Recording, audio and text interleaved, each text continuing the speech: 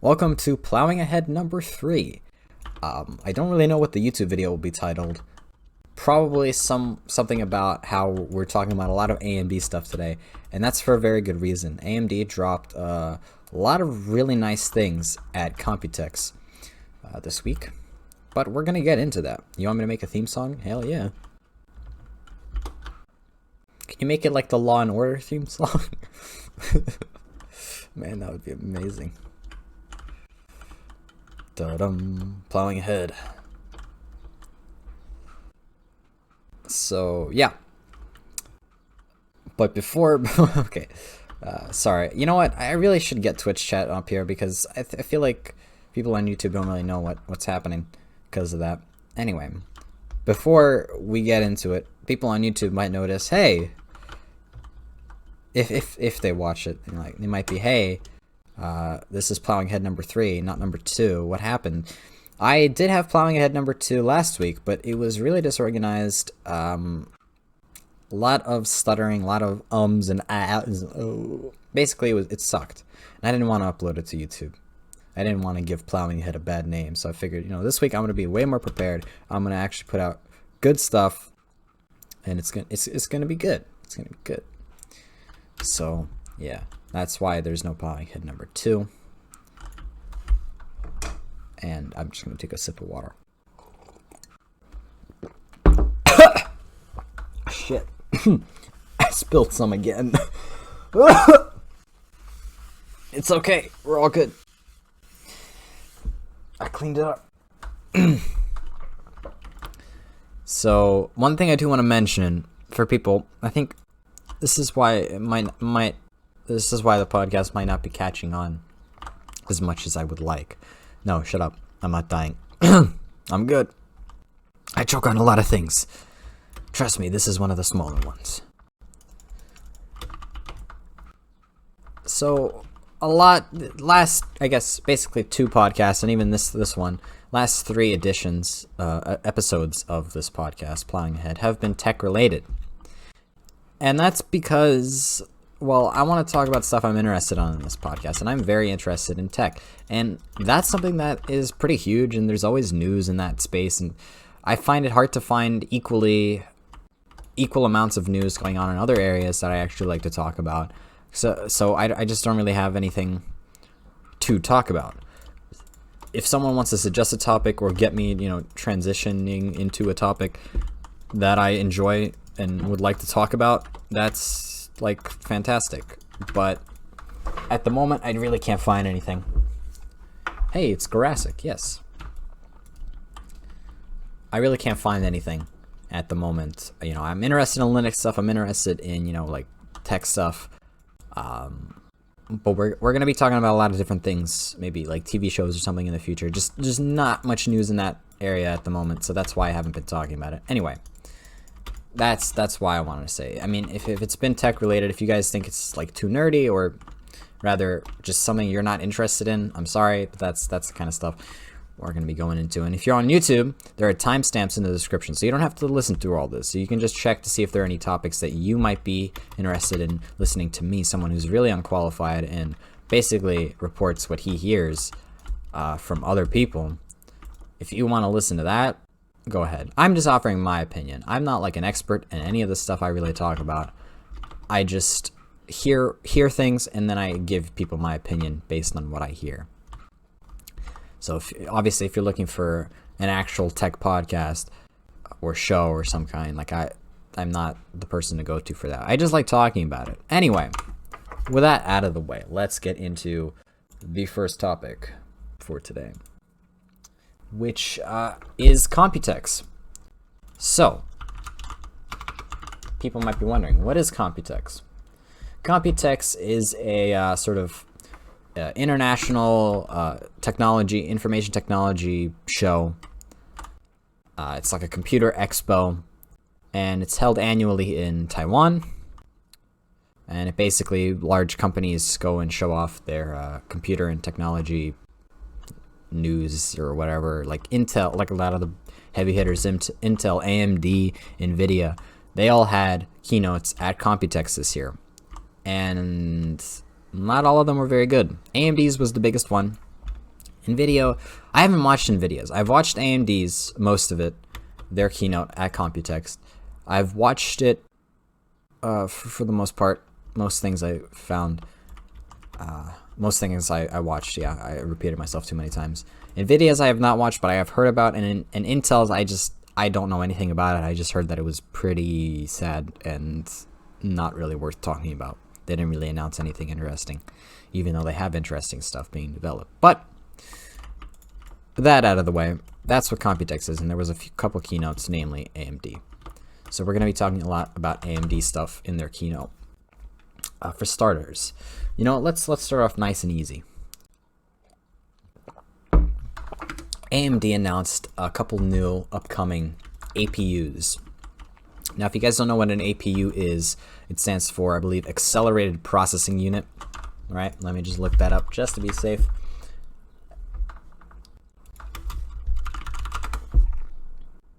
Accelerated Processing Unit. So it's a term that I believe AMD coined to describe their CPUs with integrated graphics. It basically means a chip with, a CPU and an integrated GPU. So by that definition, most of Intel's CPUs would be APUs, but essentially that's what it means. It means it's an AMD chip that has an integrated graphics component in it. Not a card. I don't know why I said graphics card. I was going to say it, but that's not the right term. Integrated GPU would be the right term. So that's pretty big for a couple of reasons. First of all, APUs in general, or rather integrated graphics, CPUs with good integrated graphics, are hard to come by, right? AMD at the moment has the best APUs or CPUs with integrated graphics. They have the best integrated graphics that you can actually buy on the market today. Obviously, well, maybe not so obviously, but in actuality, the best integrated graphics that you can find are Apple's on their Apple Silicon M1 chip. But you can't buy the M1 chip and slap it in your PC. So that's why AMD's, is the best in terms of actual stuff you can buy. And they have the best integrated graphics. And this is big because in terms of the GPU shortage, obviously it's very hard to come by a GPU nowadays. It's really hard to find a good or even crappy graphics card nowadays. So what APUs serve for people who are building a PC in 2021 is sort of a stopgap solution, right? You want to build a PC, but you don't have a graphics card, so you can run your monitors. You can maybe try to get some light gaming. Really, you're not going to be doing any AAA titles unless you really tone down the settings and expect really bad performance. You might get 30 FPS or something on Cyberpunk if you go into the settings and or it's not settings, go into the files and really crank down the settings. Maybe you'll get 30 FPS, but it's really good for people who want that kind of stopgap solution where they're okay, you know what? I can't afford a good GPU right now. They're too expensive. They're too hard to come by. I'm gonna buy a CPU with an integrated graphics card, GPU, graphics processor, and use it until I can get my hands on an actual GPU. And if you think about it, they actually offer pretty good value, buying the equivalent of a CPU that powerful and a dedicated GPU that as powerful as whatever, even a low-end dedicated GPU like a GT 1030, which sucks. You can't get that for less than $100, really. And they announced 2 of them, by the way. So there's 2 new APUs that they're releasing.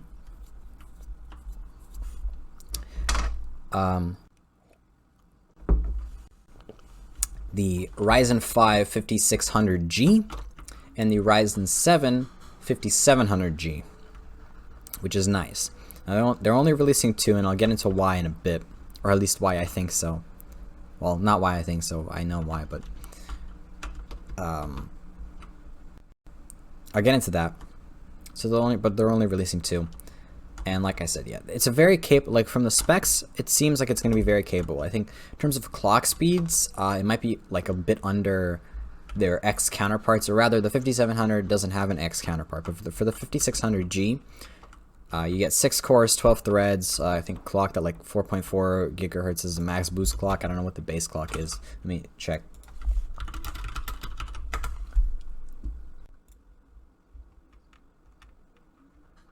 Yeah, so 3.9 gigahertz is base frequency. Yeah, that's pretty good. And it can clock all the way up to 4.4, which is nice.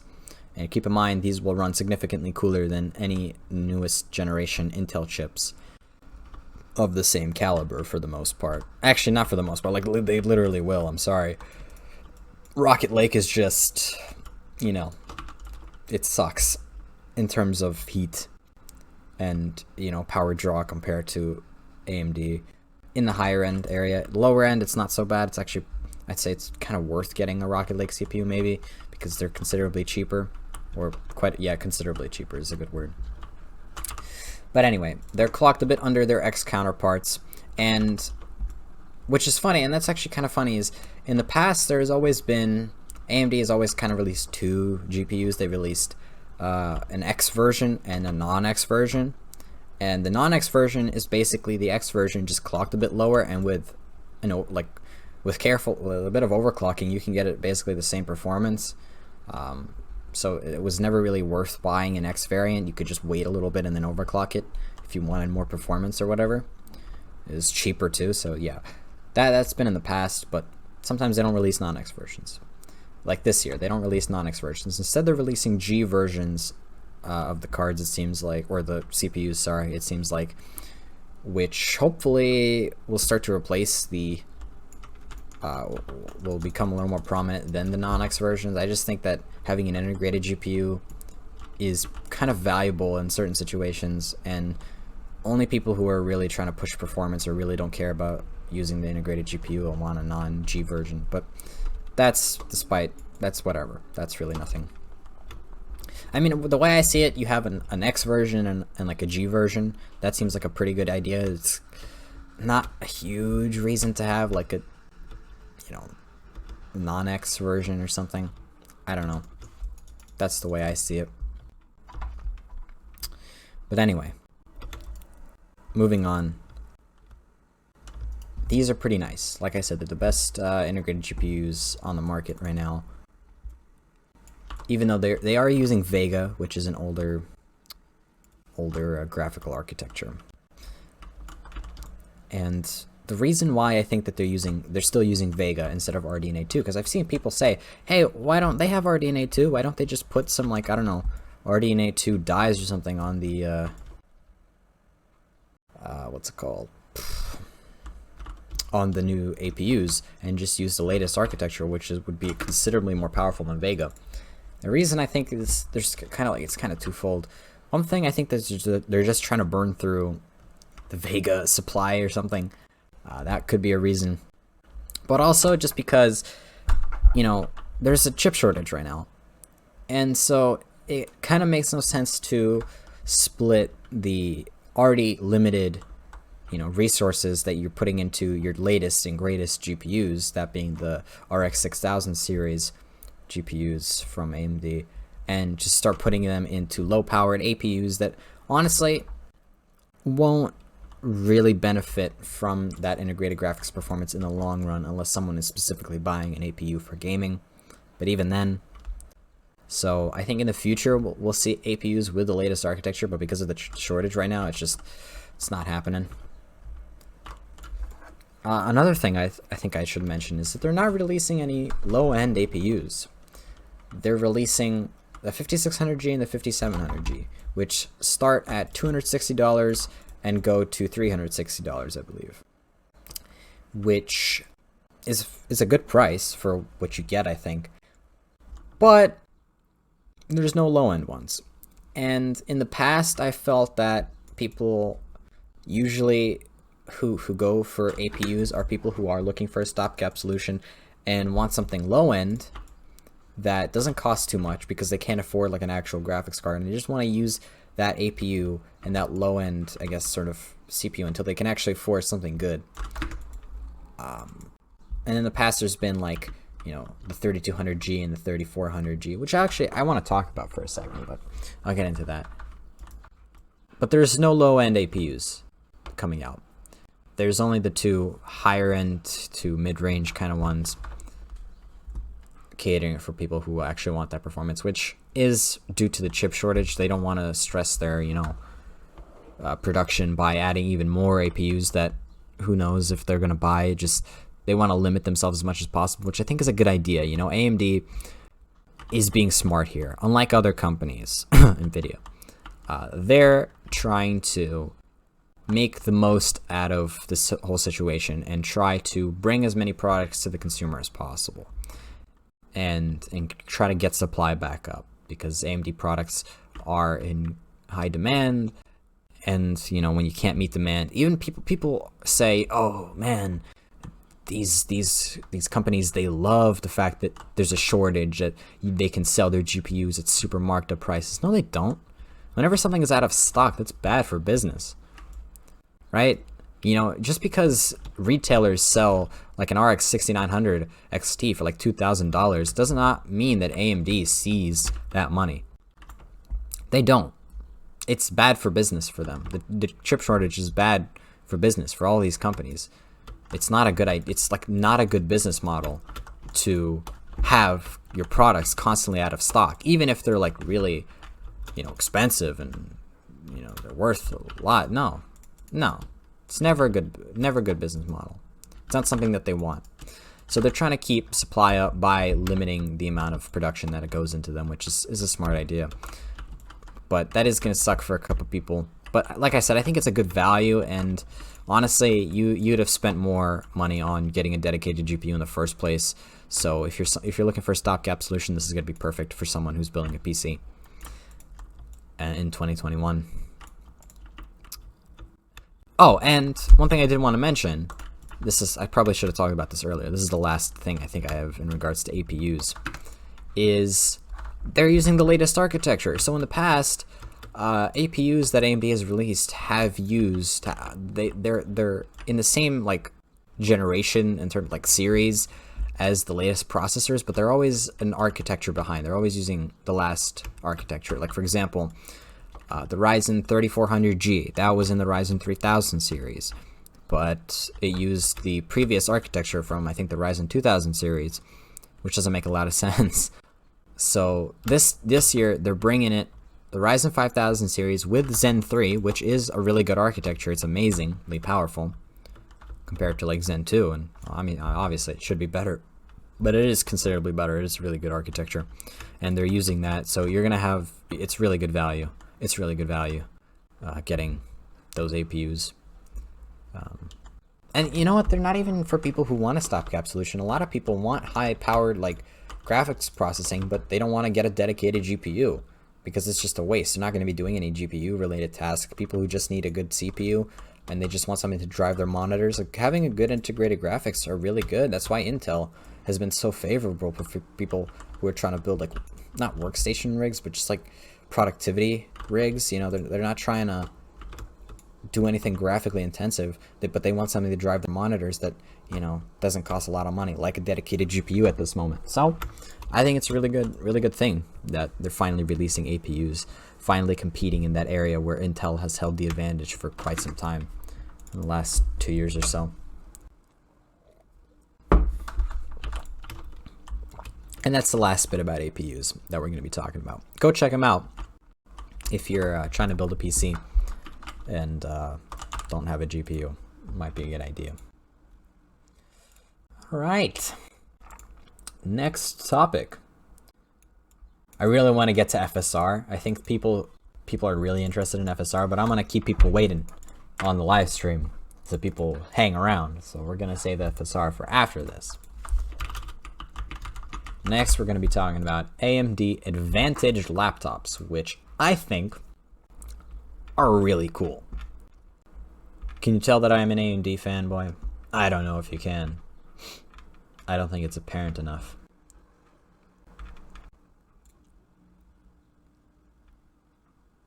But hold on, I have to make sure that I got everything. Yeah. All right, so AMD Advantage Laptops. So you might be asking yourself a little question right now. What is AMD Advantage? That sounds dope. Fuck, why did I say that?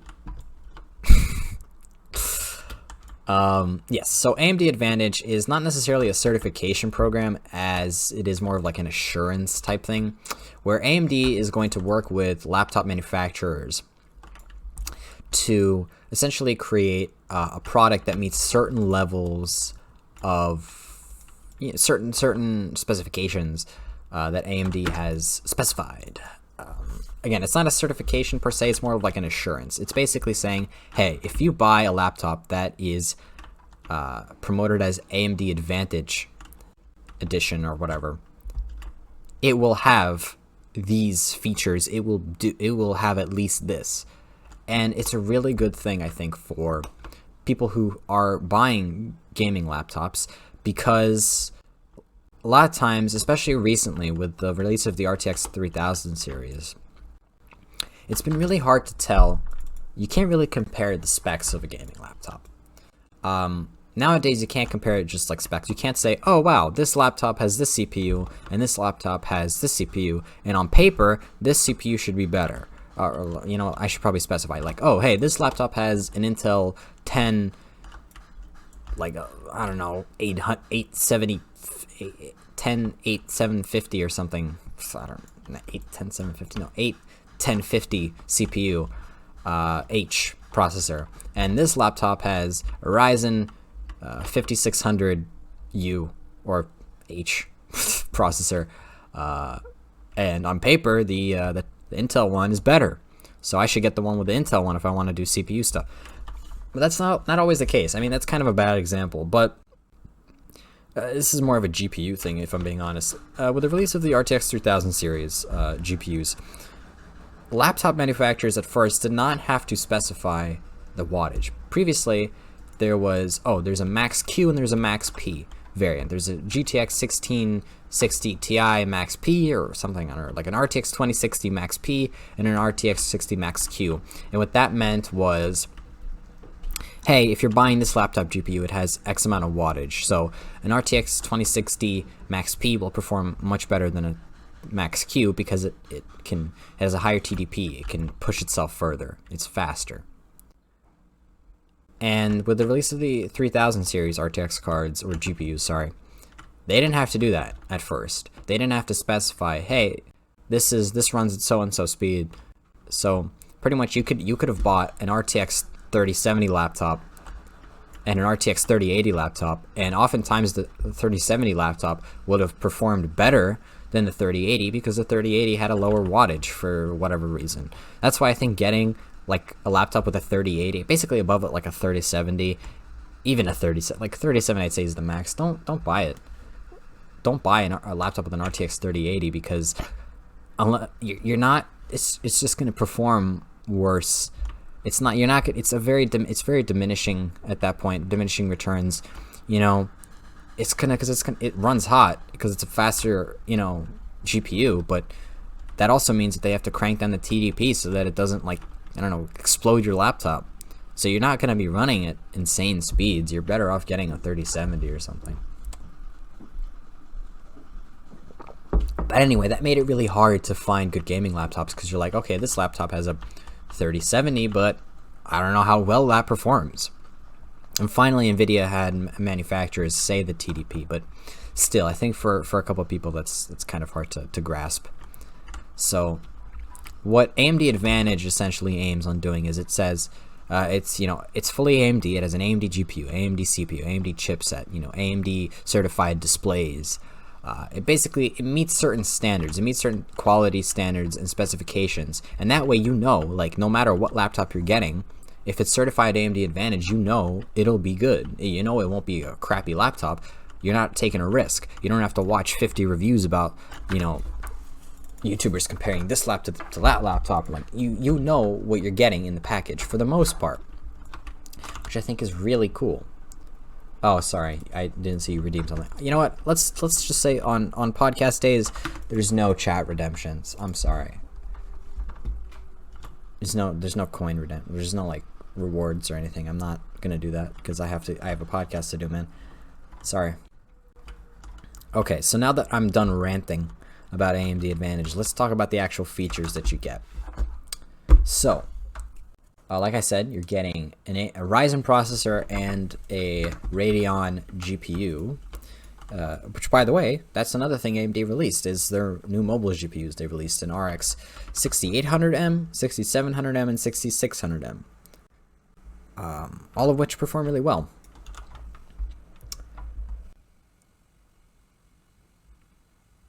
So something that they all have, AMD Advantage laptops, is they have, first of all, Smart Shift, which I believe is like the equivalent of dynamic power or dynamic boost that Nvidia has, but much better.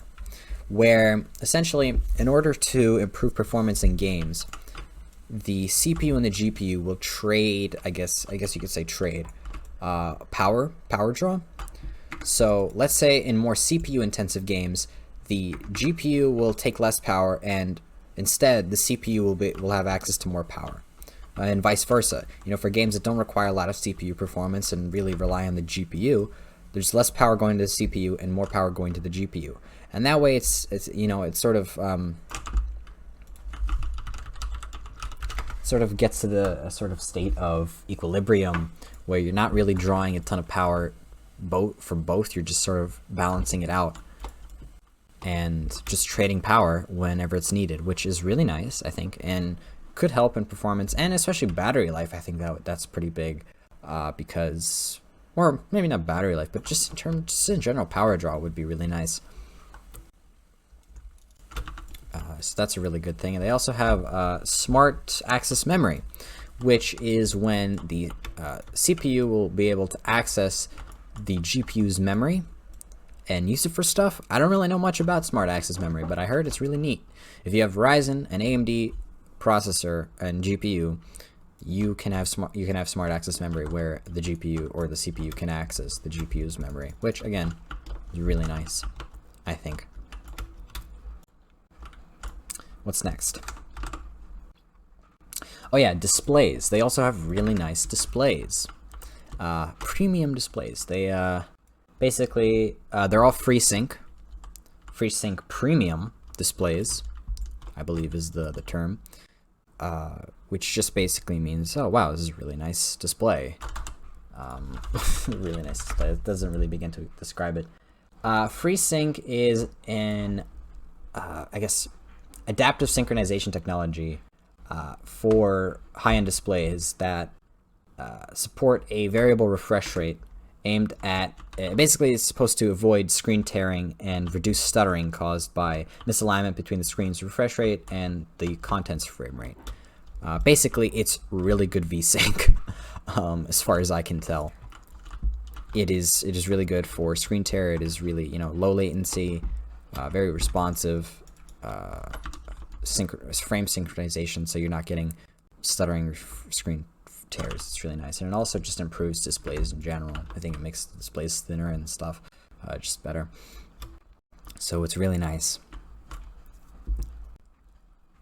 I think, let's see, what's the refresh rate of these displays? I think there's like, it has to be at least 120 hertz.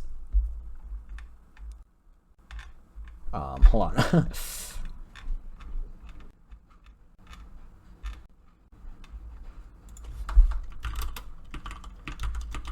I just want to make sure I know what the refresh rate is.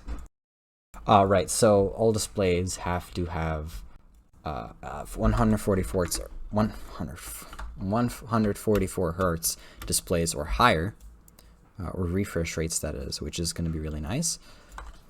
What else? Fast NVMe storage. It has to have an NVMe SSD. I'm not really sure what the standards are for that. I'm not sure if there's like a speed standard. There might be. There probably is. Optimal thermal design. So I think it can't reach a certain temperature. I'm not entirely sure what the temperature is. I believe it is around maybe 80 degrees. I don't know. It seems kind of low. I don't really know what the thermal is, but it's not supposed to run super. Oh, right, yeah. So I think the maximum temperature it can reach under the W, A, S, and D keys should be like 80 degrees Celsius or something like that. So it has to be kept cool, which is extremely important for gaming laptops. You know, if those things run hot, that's a very bad thing. Very important for gaming laptops. Let's see.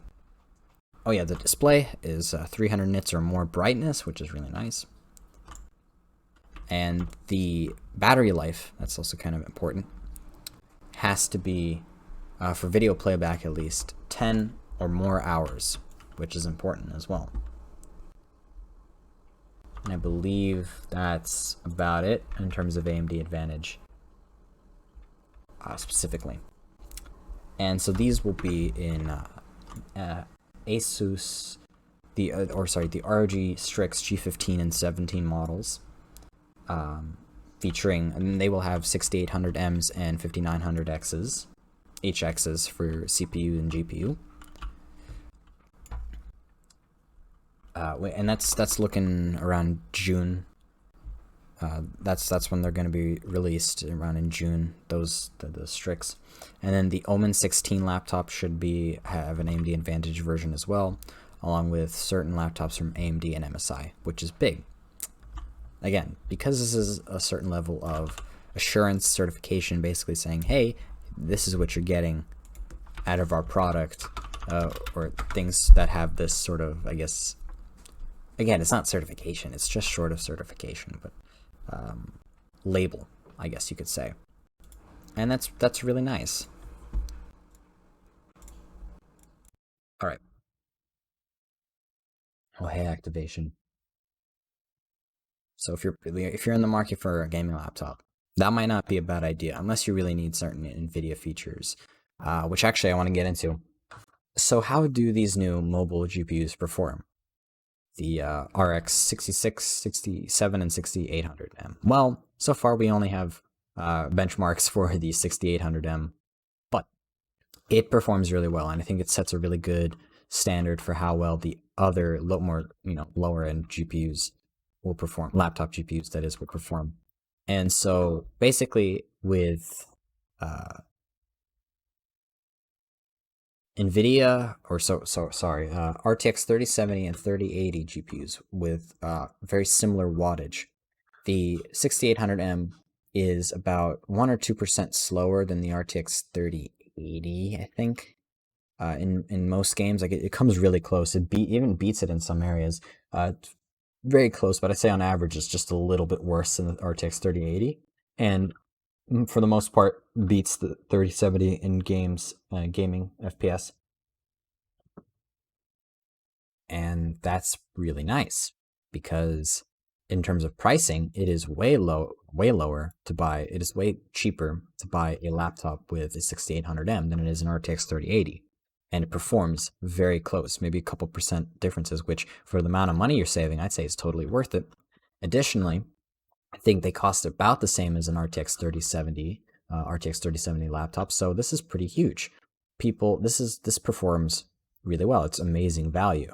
In general, AMD GPUs, as of late anyway, like the latest 6000 series cards, GPUs, sorry, have much better value than their RTX counterparts, apart from the exception of maybe the 6700 XT. That one, not so much. That one, I would say the RTX 3070 beats, and I think the RTX 3070 is like only $80 more expensive, I would say. Let me just check. 6700 XT price.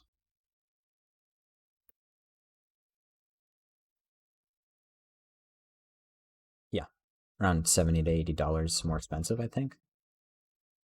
And that's really big. But yeah, in terms of laptop GPUs anyway, the 6800M is a really good value because you can find laptops, or at least the ROG Strix will be cheaper than its 3080 version and around the same price as similar RTX 3070 laptops. And it performs a lot better. It just performs really well, which is awesome. And that could be due to certain AMD Advantage features, but yeah, like that's really great for AMD. But yeah, we don't really know how well the other GPUs will perform as we don't have they haven't released benchmarks from them yet. At least the content creators who have access to these review units have not released benchmarks, unfortunately. But I think that sets a similar precedent that they will perform really well. And in terms of desktop GPUs, I just really quickly wanted to note some things about AMD's desktop GPUs. This is really not going to take super long, but in general, especially with the release of the RTX 3080 and the 3070 Ti, which I will talk about in a bit, the RX 60 or RX 6000 series, with the exception of the 6700 XT, offers much better value than the RTX 3000 series cards. For example, RX 6800 versus the RTX 3070, it is faster. I think, how much more expensive is it? Yo, what's popping? It's like $80 more expensive, and that is It is a really very good. poggers moment. Wouldn't you agree? No, I'm doing my podcast and you just started yelling. Oh, live right now?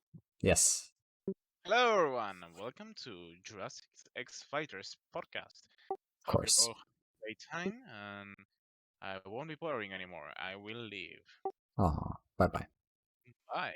I will continue podcast. As I was saying, uh, and that goes for other cards as well. 6800 XT performs very similar to the 3080 while being cheaper. 6900 XT performs a little worse than like the 3080 Ti, and in terms of MSRP, is a lot cheaper. Obviously, MSRP doesn't really go for much now, but apparently, according to statistics, AMD GPUs have been going in stock more and more. Like the supply of AMD GPUs has been steadily rising, and it is still AMD GPUs are still way more available at retail stores than Nvidia GPUs, which also means another thing, which means prices will be a lot lower. Now, I don't really have any personal experience to share this with, but I've seen plenty of AMD GPUs in retail stores, and they're still available. The only problem is they're really expensive.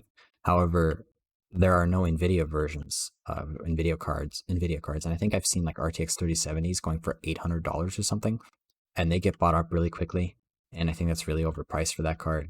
Then again, Micro Center is also selling 6700 XTs at like $900, which is really expensive still. However, just in terms of just statistics, it seems like AMD GPUs, like it or not, have been steadily rising in supply and decreasing in marked up pricing, which is really great for consumers, obviously. And I think that's nice. And I hope that that similar trend, both in terms of performance and value and supply, continues with the release of the 6600 and 6600 XT cards that AMD, or GPUs that AMD is planning on releasing sometime later this year. Not really sure when that will be exactly, but hopefully soon, because that is a card I'm very interested in getting my hands on. The only time I'd say that an Nvidia card is worth it over an AMD card is if you really are going to be using the special productivity, and I guess not just productivity, but certain special features in Nvidia, like RT cores, machine learning, ray tracing. Unfortunately, Nvidia still has the upper hand on ray tracing, but I think that by the end of this year, AMD, like Resident Evil 2 has really good ray tracing, I think, and uses RDNA 2.0. So I think by the end of this year, AMD's ray tracing, once it's being implemented better in more and more games, it will actually start being competitive to Nvidia's RT 2.0 technology. All right, let's move on. I think we're nearly done with the AMD stuff. Nearly done. Last thing is probably FSR that I have to talk about, and I will right after this break. I'm going to get some water and I'm going to play an ad because I'm just that greedy. So let's talk about FSR, which is by far the biggest announcement AMD made in my opinion, at Computex, and it's huge. And if you haven't heard about this, man, how? But it's really nice. So, for starters, let me get into what FSR is for people who don't know. FSR stands for FidelityFX Super Resolution, which is AMD's alternative to DLSS.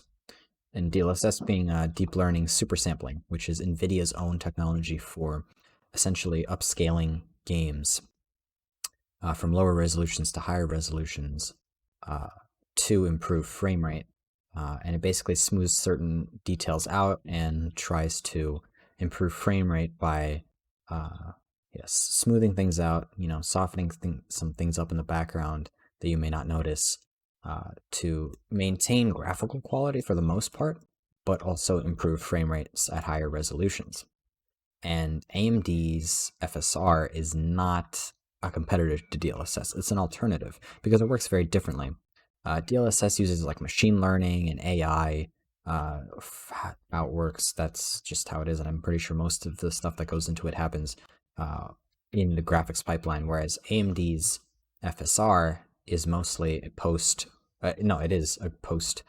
pipeline kind of thing, where it's sort of like an effect applied after the image has been rendered by the GPU in order to improve performance. And based on what it looks like, graphical quality is not amazing. Now we didn't really have a huge peek at it, and I think that's partly for a big reason, as it's that, it just might not look as good as DLSS, but I think it will become a lot more mainstream than DLSS for a multitude of reasons. For one, it's open source, meaning it is going to be a lot easier for developers to implement FSR into games than DLSS, because instead of getting like a little black box, sort of package from Nvidia, they have full access to the code that AMD will provide, and they will be able to much more easily implement FSR into their games as opposed to DLSS. Hold on. Thought train stopped. I gotta refresh. Right, and developers have already stated, certain developers have already stated that it is much easier to implement FSR than DLSS, and it's very nice.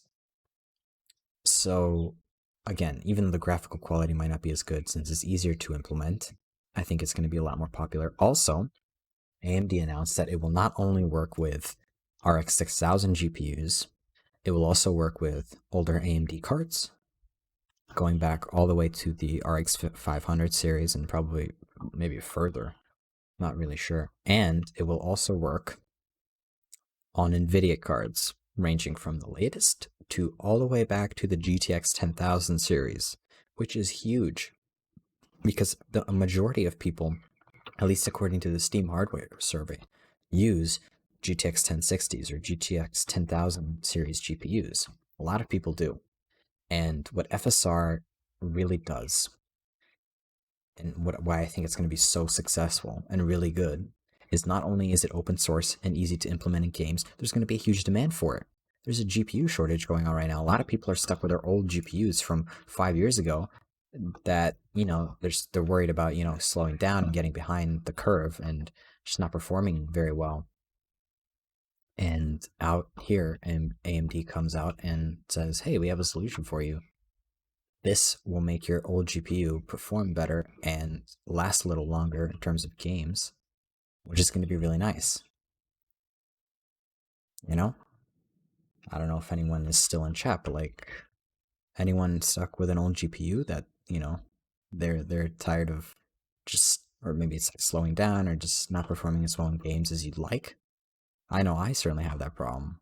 And I think that FSR will be really big in terms of changing that. There's going to be a huge demand because a lot of people are stuck with old GPUs from like 5 years ago, the 10,000 series. Like, this will work. And here's another thing. It will also work on the new RTX 3000 series and 2000 series. Whatever. So for games that don't have DLSS, if you're struggling at higher resolutions and you have a new card, you can still, improve that by using FSR. Now, I think FSR for the most part will be a lot more beneficial for lower resolutions. It seems like I don't really think it will be very good for higher resolutions. But of course, we don't have access to it yet. It'll come out June 22nd. So that's when we can expect more information and just not just more information, but when we'll learn exactly how it works and how it functions and how it looks. But even despite that, right, the numbers AMD is boasting, you know, like, I don't know, like a 30% increase in FPS or something, I think they said. There's different modes. Obviously, there's like quality mode, there's performance mode, there's high performance mode, there's in between versions, basically going for how much of an effect you want. But the point is, it will improve FPS quite a bit, and even though you might sacrifice some graphical quality, this might help, revive your old GPU. And with new GPUs, it's going to be really nice as well, I think, in the future and whatnot. And it's great. It's also sort of a sneaky little thing that AMD is doing. It's not just for the consumer, although I have to say AMD has been making a lot of really cool stuff for consumers lately, But it's also sort of a taste where like people using older Nvidia GPUs or whatever might say, "Hey, wow, this FSR thing is really cool, and it's offered by AMD. I might check out AMD next time I'm getting a new graphics card." It brings more attention to them from their competitors. And the biggest thing about FSR is just how much Nvidia has underestimated it, right? I don't think that they were prepared for FSR to be as competitive sounding as it is. I don't think that they were ready for AMD to release such a important product. It's really cool.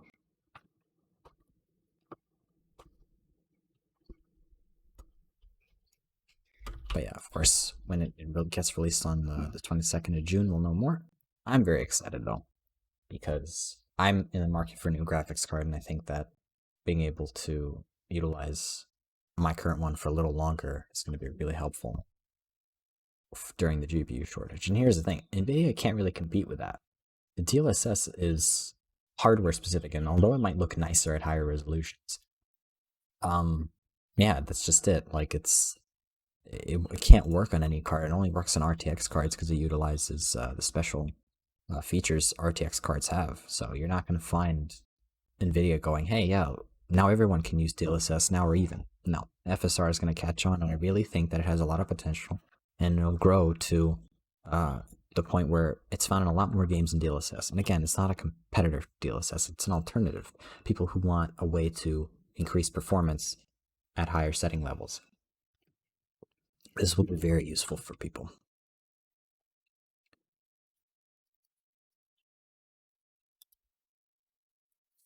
So that's FSR. I don't think that there's much I need to talk about. But yeah, just keep in mind, like, have reasonable expectations on lower hardware. It's not going to increase your performance that much. Even on Nvidia GPUs, AMD is not like did not confirm whether or not it will actually. They're not supporting it. They're not actively supporting it. They're not going out of their way to implement Nvidia's GPUs into FSR, which makes sense. But I think it will work. I think it will offer good performance boost. Just obviously not as significant as if you were on an AMD card. Mainly because, yeah, Nvidia's uses machine learning and whatnot. Yeah, it seems really nice though. It's huge for people. But I think that's probably the least amount of stuff I've talked about so far yet. Like the topic that I've had the least amount of words to say on so far into this episode. So moving on. Speaking of performance increasing, this is something that pertains to Linux users, specifically Linux users of NVIDIA GPUs. Is DLSS is finally being implemented into Proton. Valve is working with NVIDIA to implement the DLSS feature and being able to enable DLSS in games within Proton. And if you don't know what Proton is Valve's adaptation of the Wine compatibility layer that allows Linux users to run Windows applications on Linux. Again, it's compatibility layer. It It's not an emulator. Wine is not an emulator, but it is really nice because a big annoyance of Wine and Proton is in certain games. Oh, and Proton basically just builds upon Wine, right? Adds certain things like DXVK, other translation things to help improve game performance and just have Steam games work. And that is a huge part of Linux gaming. People who game on Linux use Proton. They use Steam Proton because most games, unfortunately, aren't native on Linux. You have to use things like Wine and Proton. However, up until now, DLSS has not been available, and in certain games, unfortunately, there is a performance hit with Proton, and just in general, running it through a compatibility layer and translating instructions.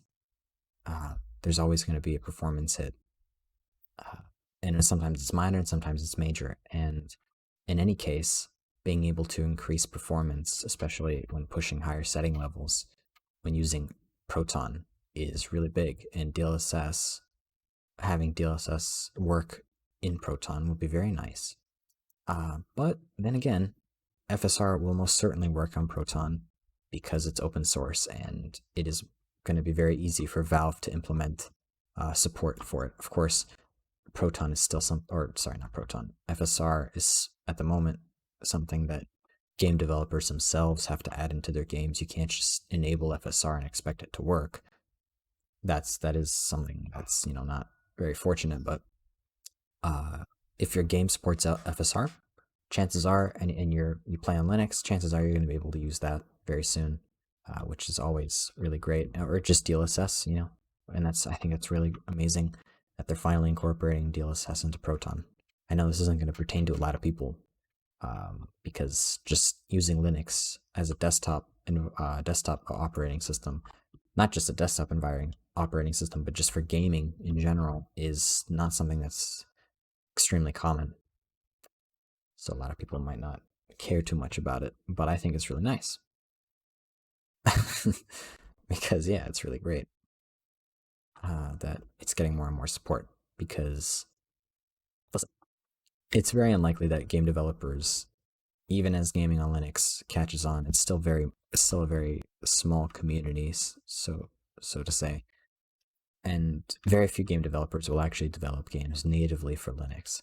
And so for the majority of games that you want to play, you're going to have to use compatibility layers and tools like Proton.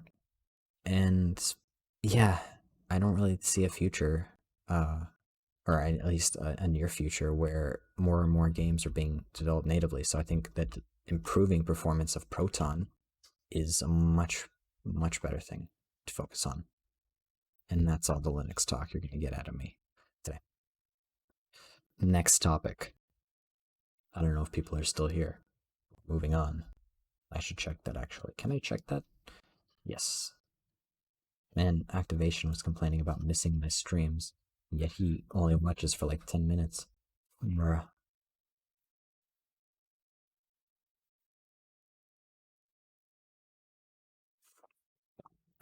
Sorry, I'm just drinking water.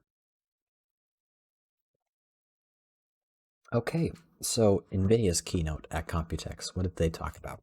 Honestly, I didn't watch it, and the big takeaway, I think, was the announcement, and I think we all knew this was happening. People who kept up with this anyway, were like, what? They're releasing an RTX 3080 Ti and a 3070 Ti, and they already released the 3080 Ti, and 3070 Ti should be going out sometime next week.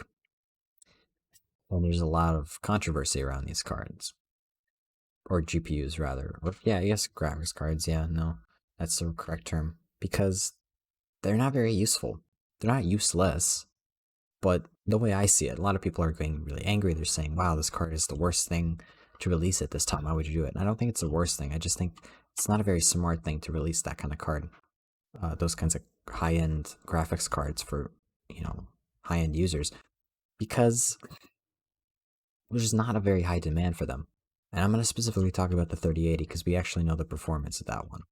But, I guess you can apply the same things I say to the 3070, just with a little grain of salt.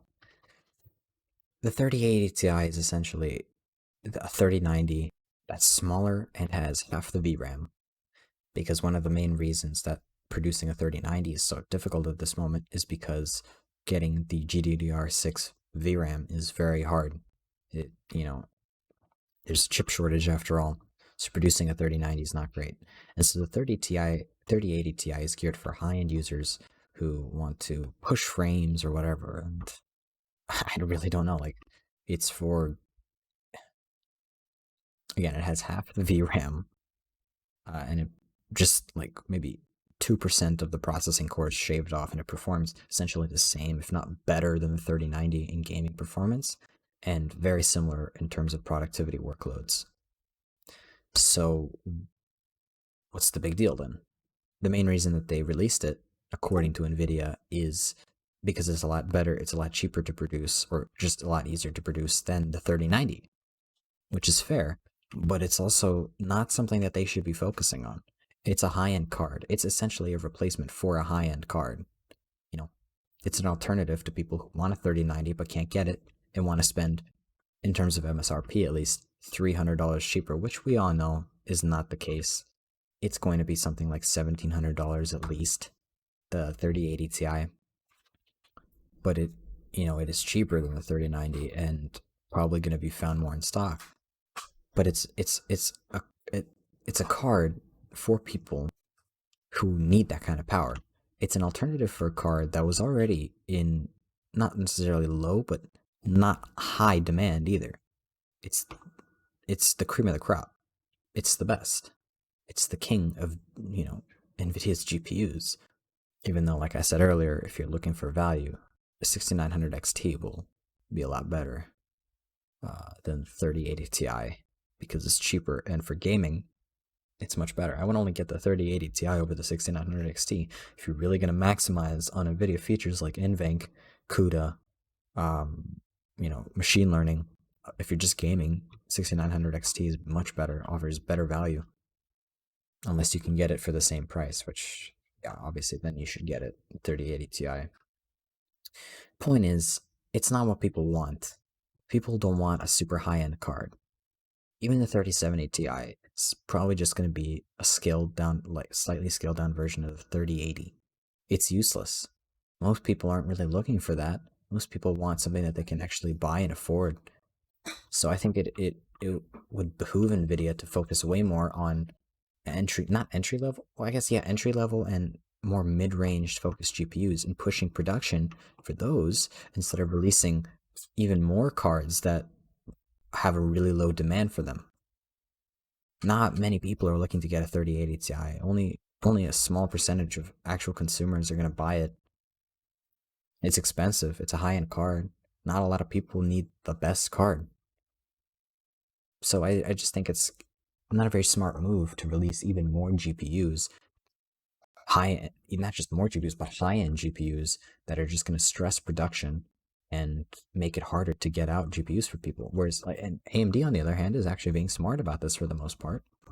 They're not releasing 300 new GPUs. They have 4 GPUs currently, and they plan on releasing 2 more, the 6600 and the 6600 XT. And Nvidia has 7 GPUs right now that they're producing, and they plan on releasing a 3050 and a 3050 Ti. So that makes 9, as opposed to AMD's 6. So AMD has a lot more, room for production of these GPUs that people actually want to get. And AMD already offers better value in terms of gaming. So for the most part, AMD is being smart. Nvidia is just releasing high-end cards for the sake of, I don't know why. It really makes no sense. I don't know. That's why these launches have been controversial. In terms of performance, it performs well. The 3080 Ti at least performs as good, if not better, than the 3090 in some cases. The only difference probably being like if you want to game at 8K, which is stupid. No one is gaming at 8K. That's the only reason that extra VRAM would actually be useful. And maybe in terms of productivity, a little bit, that extra VRAM might help. But for the most part, no, it's not very useful. It's not a very big difference. I would much rather spend $300 less in terms of MSRP on the 3080 Ti, even though, again, it's kind of a useless card at the moment. Basically, if it was just any other launch, that would be fine. But because of the GPU shortage, it seems like a stupid idea to launch another high-end card. I know I'm repeating myself at this point, but that's my take on it. All right, Nvidia's not being greedy per se. They're not tone deaf. They know exactly what they're doing. They're just, or rather, it's not like they're not listening to people, but they're getting the wrong idea. They're just not being very smart.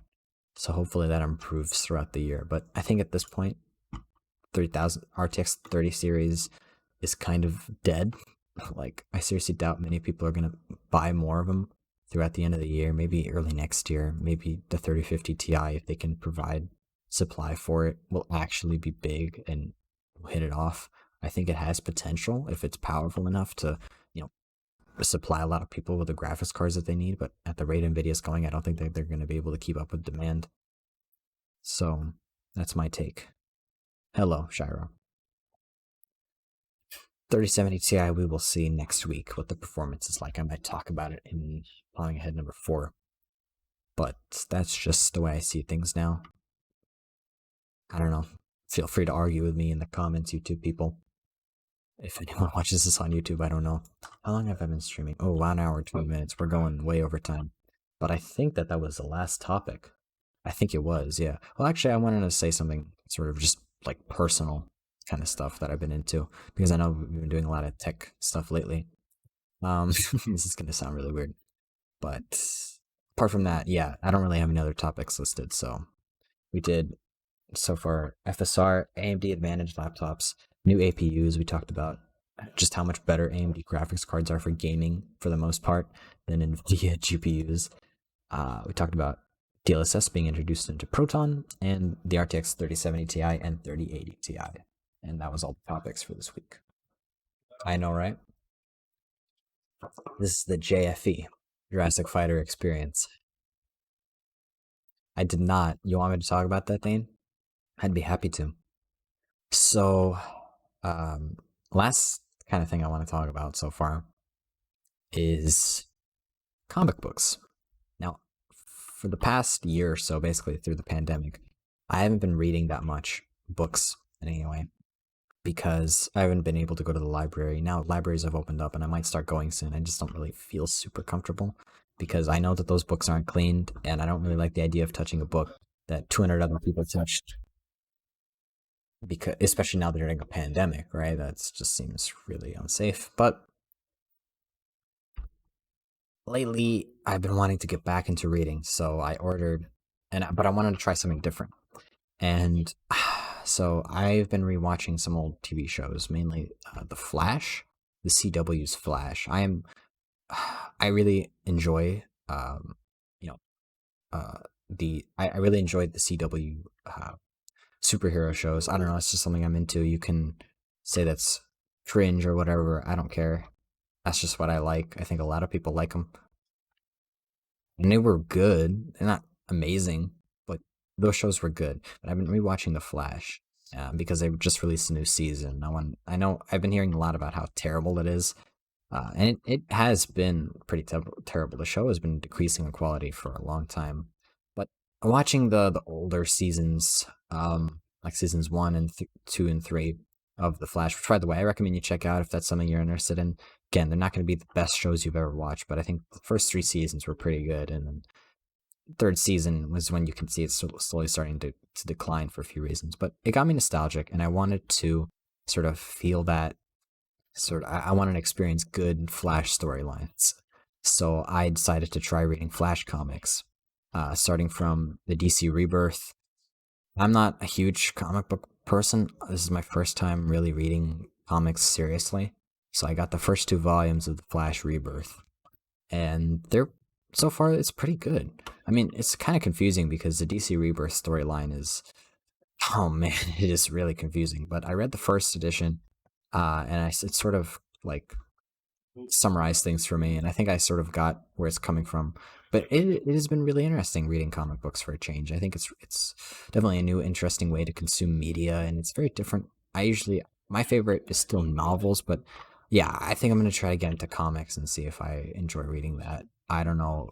That's just something I wanted to say. If anyone has, any other experience, or if not anyone else that will watch this, reads comics or has any insight as to how I can sort of get into it, which comics I should read. I am impartial to both Marvel and DC comics. I just started with DC because, as far as I know, DC has had a rebirth a lot more recently than Marvel, so it'd be kind of easier for me to catch up on the story from scratch. I don't want to have to start through like midway through a whole storyline or a whole universe, with like all these characters and stuff to keep in mind. It's just hard. Comic books are a lot more in depth than TV shows, I've noticed, and they tend to hold your hand a lot less.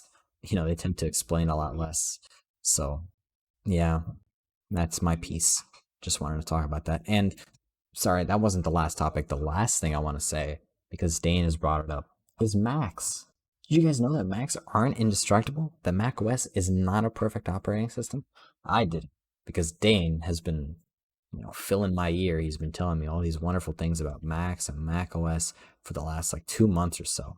And I'm listening to him and I'm like, wow, that's pretty cool. And then this morning, he messages me and tells me, hey, that indestructible Mac I was telling you about? Yeah, I broke it. I broke the unbreakable. It's surprising. It was very shocking that the macOS operating system that was built for children who really don't want to operate, who don't know how to operate a computer, and want Apple to hold their hand. It was really shocking to hear that it broke and that it was crazy. It's like, wow, isn't that supposed to be immune? Can't you get like no viruses on a Mac? Isn't it like the best? All jokes aside, that is very unfortunate for Dane. Hopefully he gets his crap recovered. But that's just something I wanted to say. Like people who obsess over using macOS, it's a good operating system, but it's for very specific people. It's not for everyone, as Dane likes to say. It's very limiting. It's mainly for productivity. I would say it's mainly for people who are working in professional environments and want a professional premium product. It's not a bad product, at least nowadays it isn't. With the Apple Silicon series, I think Apple Silicon definitely will change the way the Macs are valued. I think at least for M1, their chip is a really good value for the kind of product you get. But at the end of the day, it's still really expensive. You still pay a big tax to own something that is produced by Apple. And maybe that's a good thing. Maybe that fits to your ecosystem. But for most people, it doesn't.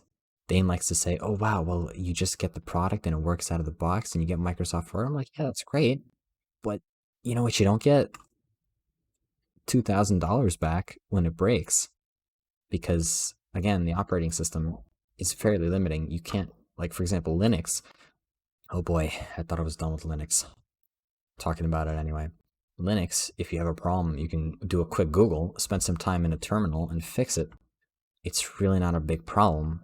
Whereas for Windows and even macOS, if you have a problem, most of the time, if it's like a really bad issue, you either have to reinstall the operating system or, I don't know, eat the drive or something. It's just not fun.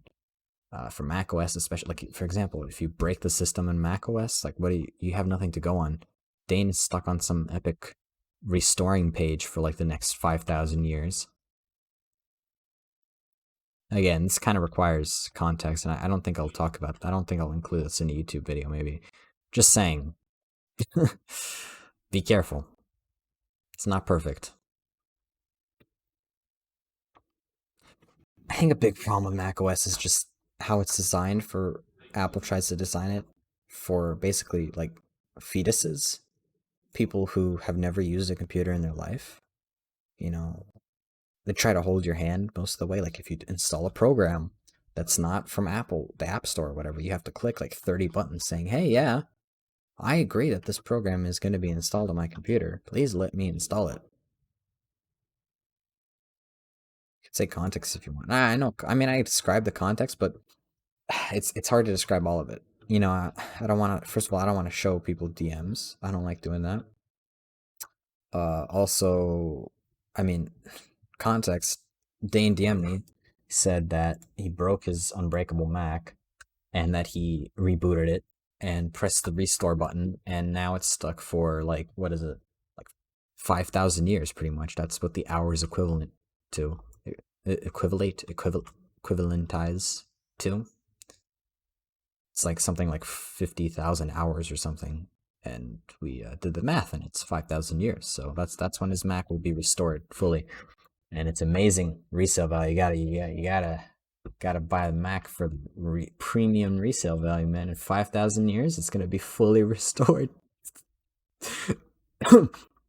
Epic, long-lasting products. 5,000 years.